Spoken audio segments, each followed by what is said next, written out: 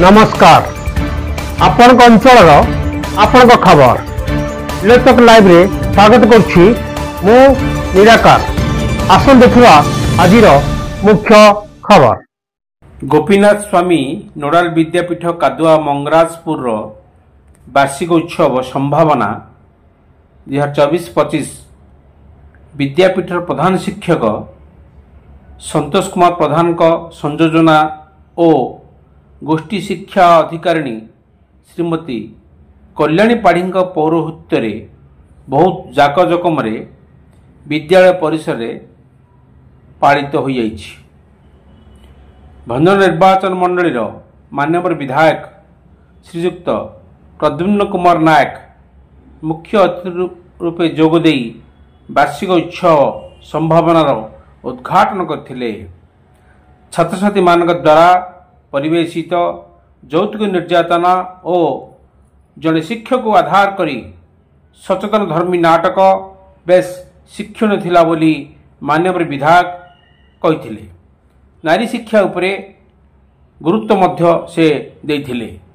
शिक्षार विकास पई बीजेपी सरकार अर्थर अभाव रहिबो नाही बोली मध्य माननीय विधायक श्रीयुक्त प्रद्युम्न कुमार नायक कहिथिले।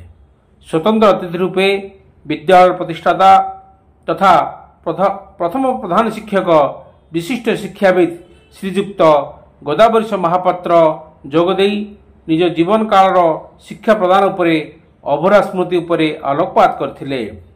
संतोष कुमार प्रधान उक्त विद्यालय रे अध्ययन करी वर्तमान सही विद्यालय प्रधान शिक्षक हेबा और निराकर साहू मध्य सही विद्यालय अध्ययन करी जड़े सफल आईनजीवी होइछन्ती बोली एवं से तांकर प्रिय छात्र बोली निजे वक्तव्य कहिथिले। पुरातन छात्र संसद सभापति प्राक्तन प्राध्यापक श्रीयुक्त शिवराम बेहेरा मध्य मुख्य अतिथि रूपे जोगदे शिक्षार विकास उपरे वक्तव्य रखिथिले। सम्मानित अतिथि रूपे ब्लॉक अध्यक्षा श्रीमती जयश्री साहू, कंदमल शासन प्रतिनिधि महेंद्र कुमार पंडा, कादुआ पंचायतर सरपंच श्रीमती रुनिलता साहू, समिति सभ्य प्रकाश चंद्र नायक, विद्यालय परिचालना कमिटी सभापति एस लांचर चौधरी प्रमुख जोग देथिले। प्रधान शिक्षक श्रीयुक्त संतोष कुमार प्रधान वार्षिक विवरणी पाठ करने सह कृतित्व छात्र छात्री मान विषय कहवा और खेल पड़िया विकास माननीय विधायक दृष्टि आकर्षण करथिले। कृति छात्र छात्री को माननीय विधायक श्रीयुक्त नायक पुरस्कृत करथिले। छात्र छात्री द्वारा सांस्कृतिक कार्यक्रम अनुष्ठित होता।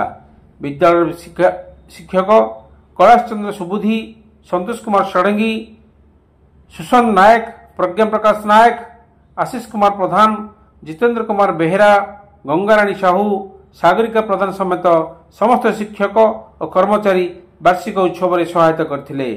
ब्यूरो रिपोर्ट लोचक लाइव।